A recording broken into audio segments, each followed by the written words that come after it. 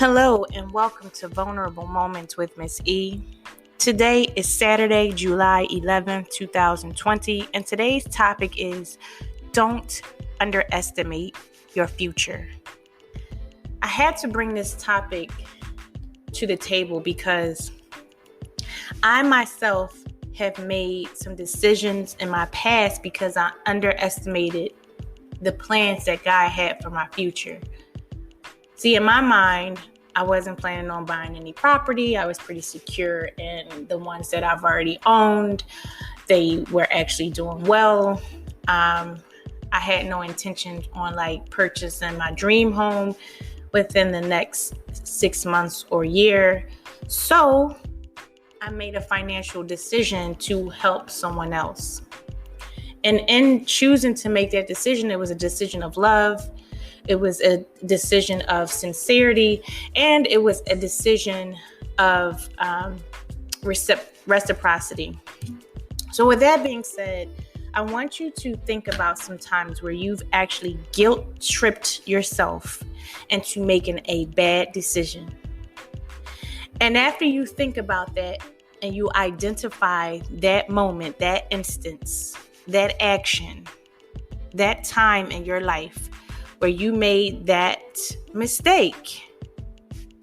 And then I want you to make up in your mind that you can no longer underestimate the plans that God has for your life, the plans to prosper you, the plans to elevate you.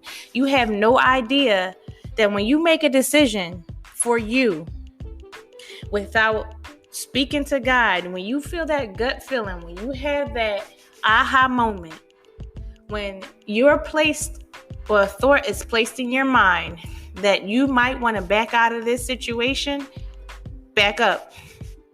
Because greater is coming. Just like now, I tried to actually take my time, be reflective, think things through, not make too many haste decisions, but not take too long so that I don't miss out on opportunities. The other thing that I did was that I started reading my Bible shortly after I made that decision. And let me tell you something. The Bible actually tells you not to lend your credit, not to sign, not to co-sign for anyone. The Bible says that. I'm not a minister, I'm not a preacher. I'm not going to go into all the details, but read it for yourself. There's a lot of business decisions that God led me to, a lot of answers to my questions, that if only I had sought God first, that if only I had asked God, what do you want me to do here? How can I be a help instead of a crutch in this situation? I made that mistake twice in my life. And I don't want you to do it in yours. No, it's just not all about credit and making poor decisions, but it's also about the fact that sometimes we won't move when God is nudging us to move because we're underestimating the plans that God has to prosper our lives. I want you to think back to all the times where you had these amazing opportunities and you second guessed it.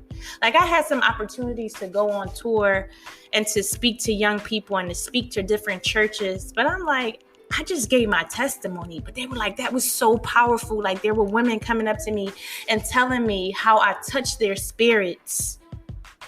And all I did was be sincere.